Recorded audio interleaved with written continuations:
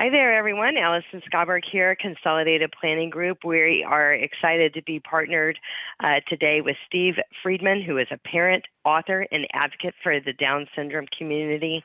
Um, Consolidated Planning Group, we are a holistic special needs financial planning firm. We do a lot of work in the area of advocacy, and we do a lot of webinars on a weekly basis, and they all live on our YouTube channel, Consolidated Planning Group YouTube channel.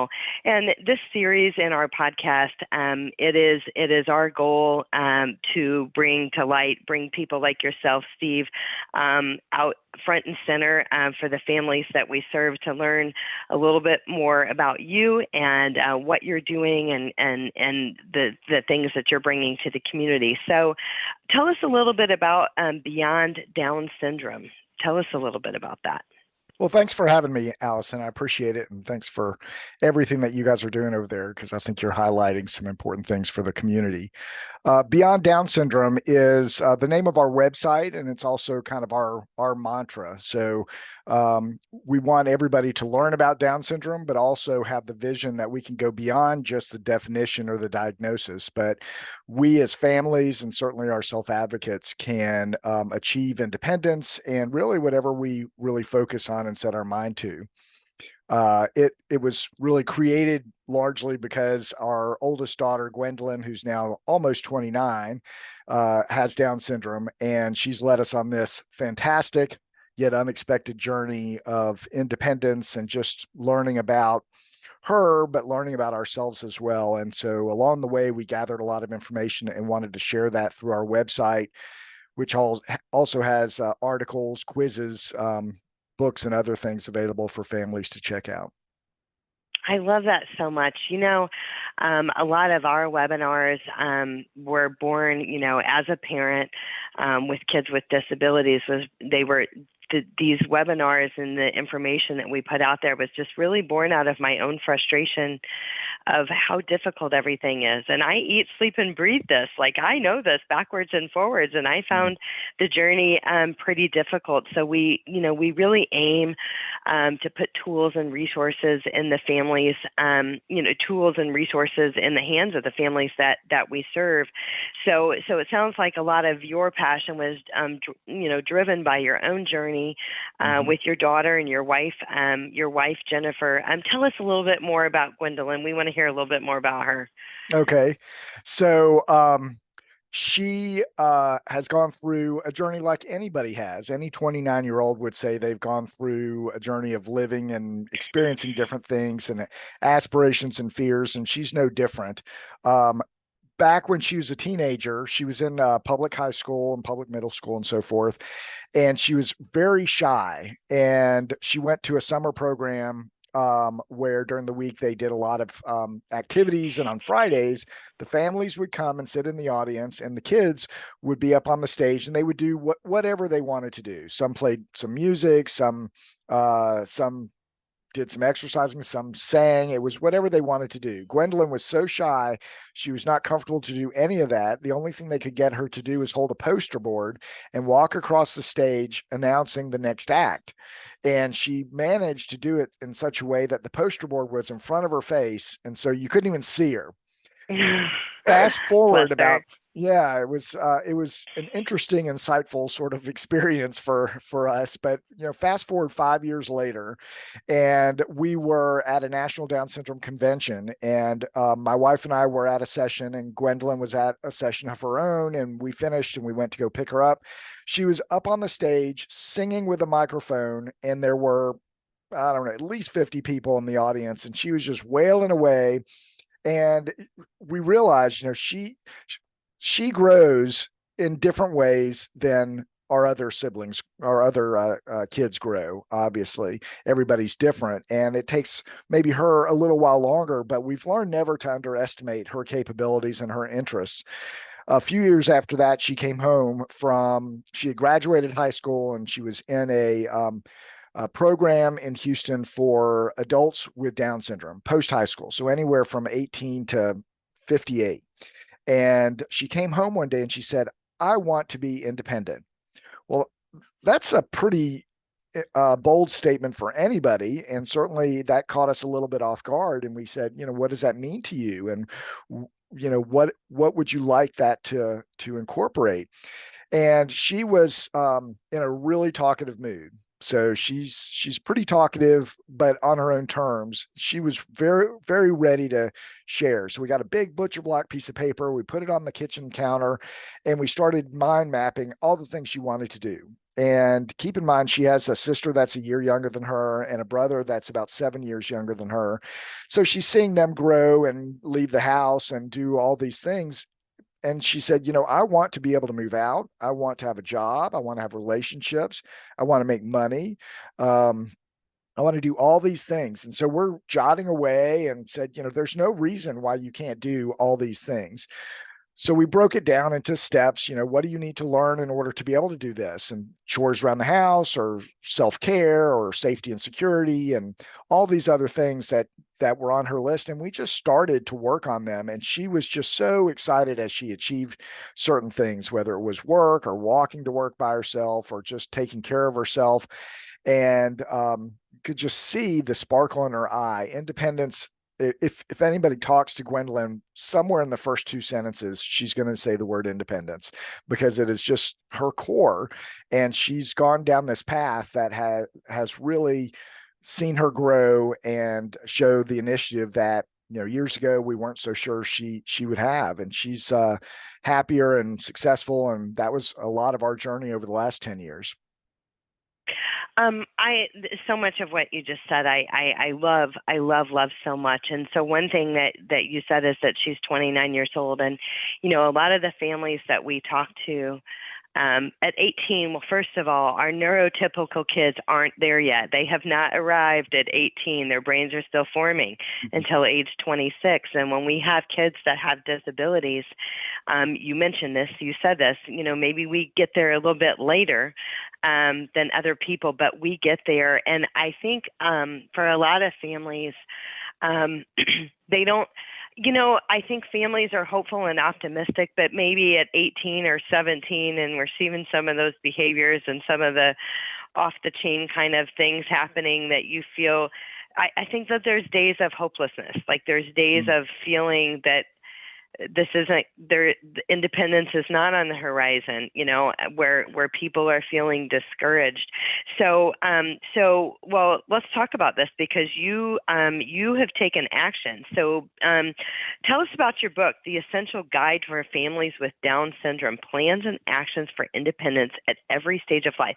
So my first question is, because, Down syndrome is very specific, but do you think that this book could stretch for all, individuals with disabilities? Is it conceptual, kind of ideas for independence? Tell us more about your book.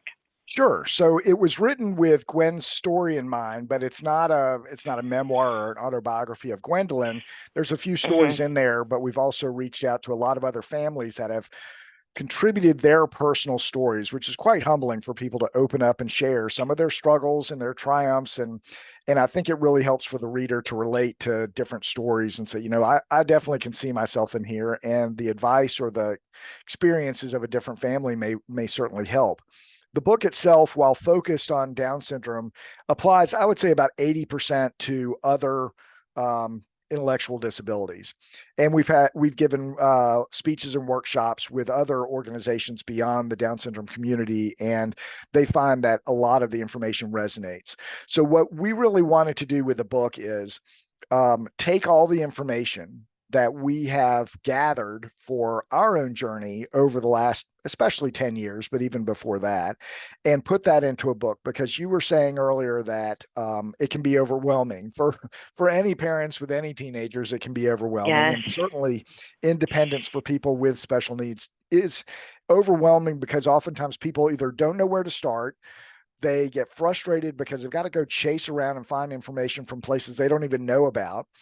They talk to people. They might get some information from the National Down Syndrome Association. They might get information from you guys as well from a financial perspective, but it's bits and pieces that they have to go chase. And oftentimes it's just too much. And many families don't even get started, which is understandable, but the worst kind of situation you can ask for. So what we wanted to do was capture all that in the book. So the book is not about here's what we did with Gwendolyn and this is how you can do it too, but it's here are the important things that families need to consider as their person with Down syndrome gets older. And here are the options. Here are the pros and cons of different options that you might have. Here's resources. So when you decide on your path, you can go to these places and find more information or applications. So you don't have to chase all that information. So we wanted to include things like financial benefits, legal documents that's important to have, health issues that we often focus on health issues when our kids are born, but there's a whole new range of health issues for adults with Down syndrome, many of which are feel somewhat new to the community because the community itself, the lifespan of people with Down syndrome has more than doubled since the 80s. Yes. So a lot of the things like Alzheimer's and mental health challenges were not as much of an issue for the community because most people didn't live past their mid to late 20s. But Yeah, and I think when I think of some of the issues that that have been prevalent, or that, heart issues mm-hmm. or leukemia and lymphomas and things along those lines, but I think being proactive and kind of looking at those things. And a lot of what we do at Consolidated Planning Group is planning for the future. We're of sound mind and body right now, but we might not be feeling as spry when we're 85. And, and kind of planning, a lot of people come to us and they say, I'm hopeful and optimistic, but we're not there yet. I want to hope for the best, but plan for the worst. And I want to make sure that my loved one is taken care of when I'm gone, from all aspects. It's from a healthcare, it's from a housing, from, relationships and friendships and recreation and things like that. It's, and I think in all of these journeys, when you have a loved one with a disability, everything looks a little bit different. I always use the term that we're late to the party often, but we usually get there, and we come big when we get there. But, but there's a lot of things to think about at all of these different stages. So I love that you have put this into a book, and kind of, I think so often, as families, we're drinking from the fire hose all the time. And so having, information put together in a book and through these webinars and things like that, I think that is the goal, is giving people the information that they need to be successful on their journey. And everybody's success looks a little bit different, and that's totally okay. Meeting them where they are. And isn't it funny, at 29, like if you think about yourself 10, 11 years ago when she was 18, and the things that you know now that you didn't know then, the things that you're not worried about anymore, because kind of time. Talk to us about that. Like, what has changed over that time? I mean, that's a 10-year time of growth and development and independence. Tell us about that. Yeah, it really, we've learned a lot. There's a lot of information in the book, but a lot of that we didn't know ourselves when she was 18 either. So we scrounged around and picked up that information. And so it gave us more comfort as we talked to more people, families, but also professionals, financial professionals, medical professionals, legal, and so forth. It's helped us to feel like, okay, we understand a lot of what we need to consider, and we've thought about that and planned for it. Whereas I would certainly tell you 10 years ago, like many families, we felt like we kind of fell off a cliff when they finish high school, and it's like, well, now what do we do and where do we go? And I suspect her sitting at home all day is not the best thing for her, and probably not for us either. And we just weren't sure what to do. Now we have a plan. We've worked on that plan. She's grown a lot. 2 years ago, she moved into an independent residential living community, which is fantastic. And she love that, drove that decision. She was involved in it, and she's continuing to grow. Now that she's there, we live not far away, so we get to see her, but the experience has been life-changing for all of us. And I think housing, while we're talking about housing, is one of the hardest things for families to really consider. And we can certainly relate. because I think a lot of families feel a bit of shame actually when you consider. Like they're sticking their child somewhere, but yeah, I know what you're saying. Like pushing them off or something. Yeah, I think that, 29 years ago, we kind of assumed that Gwendolyn was going to live with us forever, whatever that meant. And that was our expectation and in a way, our obligation. Only over time did we realize that it was critical that we put Gwendolyn first, person-centered planning, and that so the decisions that we need to make along the way need to be best for her, not what we think or what we felt was right for us, but really what is right for her. How can she best grow and be prepared to be included in the community and do all the things that are amazing things that she'll be able to do in her lifetime. And sitting at home living under our protective umbrella is not the answer. We also recognize that this is really the first generation of people in the Down syndrome community that are going to outlive their parents. And so when they lived Yes. only till 30 or so, then if you wanted them to live at home, that was probably a viable option. Maybe not the best one for them, but a viable option. Nowadays, it's really not practical. And we, my wife Jennifer and I, wanted to make sure we were part of the discussions on her sustainable future. We didn't want something to happen where we get hit by a bus or we're just not able to take care of her anymore, and suddenly we or our other family members are scrambling to find any place for Gwendolyn to stay, let alone the best place for her.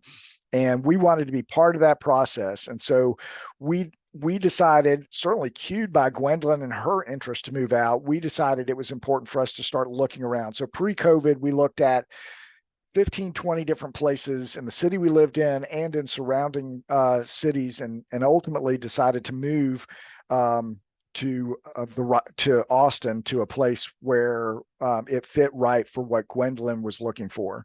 And that was a tough choice, but I mean, I won't lie. We were in the car after we dropped her off, and we were sobbing and trying to figure out what we had just done by dropping our young daughter off. But we realized we had gone through the right process. We took our time. We weren't rushing. We looked at lots of options. We knew this was the right place for her, and she was excited about it. And since then, it's just been a great opportunity. But these are tough decisions for families to make. I don't think they're decisions that any of us want to make under pressure. And so, what I tell our audiences when we do workshops and other things is, if you're interested in independence, if you take the book home and you read it, you'll see what the opportunities are, regardless of whether your child is 1 or 21 or 41 or so forth, that you can see the opportunities that are out there and some of the challenges. Then you can also put it on your shelf and think about, when do I need to take that off the shelf, because it's organized in such a way that you can say, well, now she's 17, so I really need to think about what happens at 18. What are the resources I need to collect and pursue as far as SSI and guardianship and whatever other things that are on the list for that critical age or for other ages. And so we just wanted families to, one, not have to start over, reinvent the wheel that other people have been able to do, and two, don't feel overwhelmed with it. Take one step at a time, and you and your son or daughter is just going to be better off for having gone through that process and help them to achieve their best selves. Yes, and one thing, there's so many things that I'm thinking about right now, but one thing is, when I started touring these, independent living communities or intentional living communities, I learned very quickly that you're definitely not sticking your child somewhere, okay? Because the residents, whatever they call them, members, residents, whatever they call them, are happy. They have autonomy. They have a job, whether it's there or off-site. They're important. They have friends. They have community. They have their tribe. And when they come home from high school and they sit at home, they lack all of those things. And the thing is this is not just for them and their own benefit, whatever age it is that it might be a good fit. But you hit on something like, what if you get hit by a bus? Well, we've seen things happen, not exactly hit by a bus, but where the parents basically suddenly died. One died and then the other died, quickly. And then we have a loved one with a disability who's just lost their core. And now they're losing everything that they've ever known. The house that they've lived in, it's like their whole world is turned upside down, and it's really, really, it's really disturbing. So sometimes it looks like, maybe your loved one might go to a day program at one of these facilities that have residential living. Maybe they go 2 days a week or 3 days a week. Maybe you work up. But all I would say is I started going on a listening tour and a tour of a lot of these places. And I just loved it so much. Like each one of them had different qualities that I absolutely loved. And you could feel the community there, and you could see that the residents, your kids, are happy there. And some of them to the point where the parents come to visit and they ask, when are you leaving? Or they come home to visit for a weekend and they're like, when can I go back? Because they love it so much. But the other thing is as, families, at Consolidated Planning Group, we're planning for the future. The average person is going to spend 25 to 35 years in retirement. And then when we have a child that has a disability that may live 25 to 35 years beyond us, that's like a third retirement bucket. So I often say that this is the marathon, not the sprints, right? Because we're in this for the long haul, right? It's just not quick and one and done. And the kids graduate college at 22 and off they go to start their life. And it's a different picture that we're all living at. But what I would say is, because parents with kids with disabilities, their semblance of retirement looks vastly different than other families that have neurotypical kids, because the kids don't get up and out and you sail off into the sunset and retire and travel and do all the things that you were going to do one day. So we are really big fans of and promoters of balance, a balance for the parents, balance for the kids. So maybe it's, part-time programs or summer programs. There's all kinds of dip your toe in the water to kind of test it to see how it goes and that kind of thing. But finding that balance, because there is no award, or reward for relentless caregiving and putting yourself on the back burner, because basically what happens to these caregivers is caregiver burnout, right? And then you lose the ability to provide the caregiving services that you once did for the time that you had planned to do that. So I love, and it sounds like your journey was so very intentional. And I tell people, make a day of it. If you want to go tour one or two places, make a day of it, have lunch, have a date, whatever. But what you'll find is that you're going to be encouraged, not discouraged. Even if the place you go to isn't really even a fit for your loved one, you're smarter for learning about it. And you may know other families that it would be a wonderful fit for their loved one. So we do a lot of webinars on housing for individuals with a disability. And as you know, Steve, that's a hot topic. It is a hot topic. And because there's a lot of challenges that come with it, because it's not free for one thing. And some of them are pretty expensive. And so when we're thinking about retirement and kind of the balance of housing and things like that, do you have any suggestions for people as they're thinking about kind of putting their plan in place? It's almost like touring colleges, right? Like, do you have any suggestions for their checklist as they're thinking about this?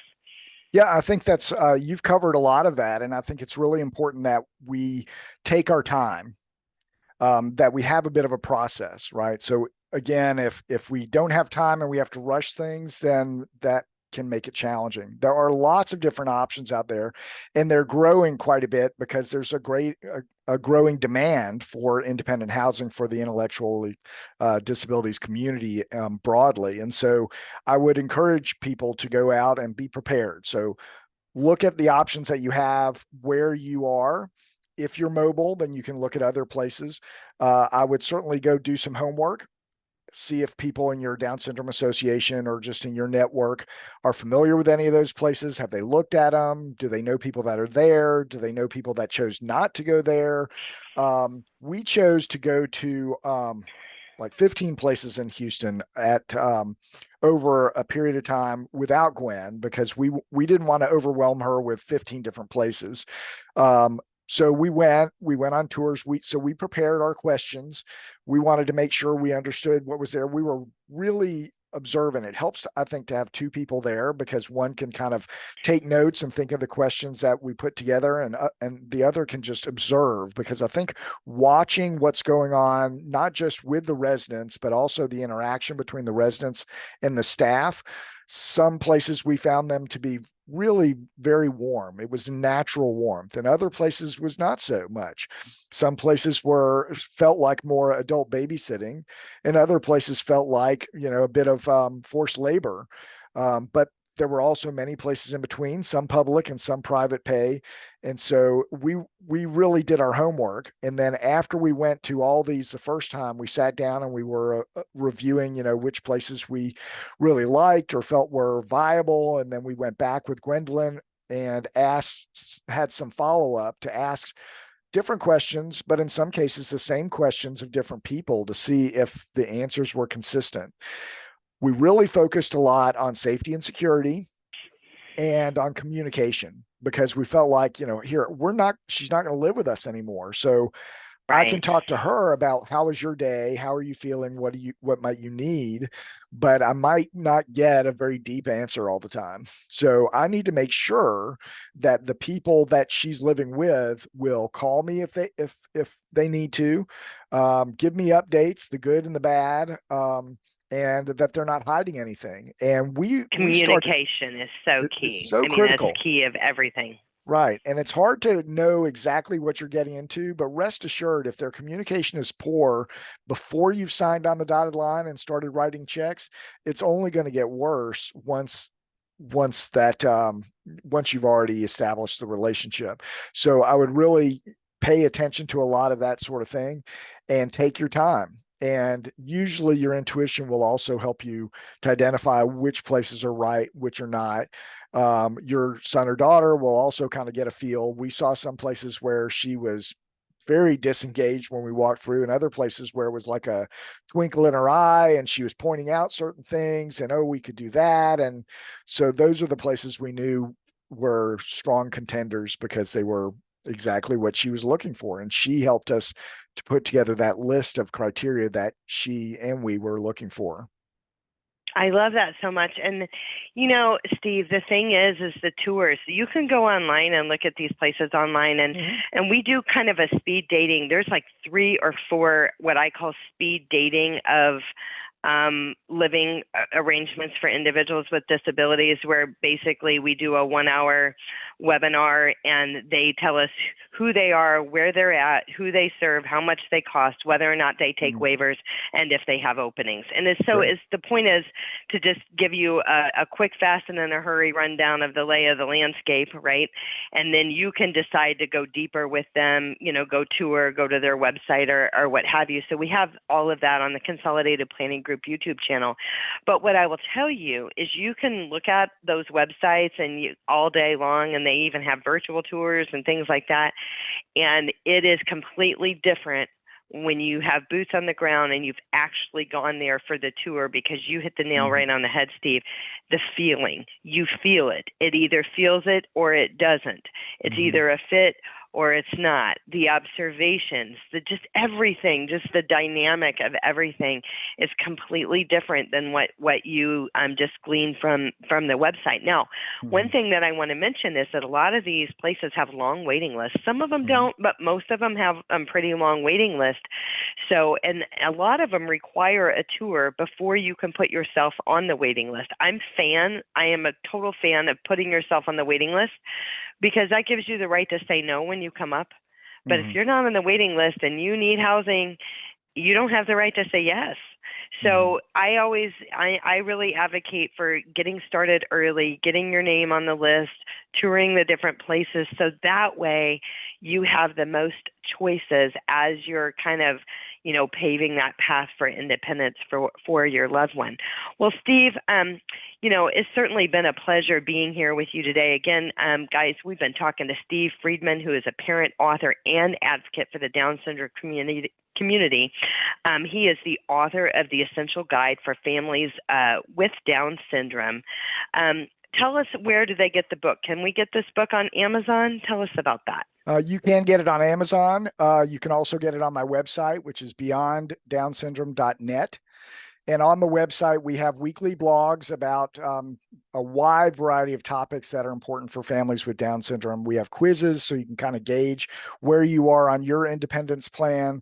The book is available online. We have a YouTube series of short, like 10-minute topics, some of which we've covered today. So lots of information. We have a resource page, which I think is really critical so that it helps people to find connections that they've been looking for. So I'd encourage people to check out the website, beyonddownsyndrome.net. And we're also touring around and doing workshops at various different Down syndrome associations and other organizations around the country. So if you're interested in that, you can drop us a note on our website and look for us in a neighborhood near you. Perfect. It's been Steve Friedman here with Consolidated Planning Group today. Guys, it is certainly our pleasure to bring Steve Friedman out to our community further. Your book sounds amazing, and I'm looking forward to getting it myself.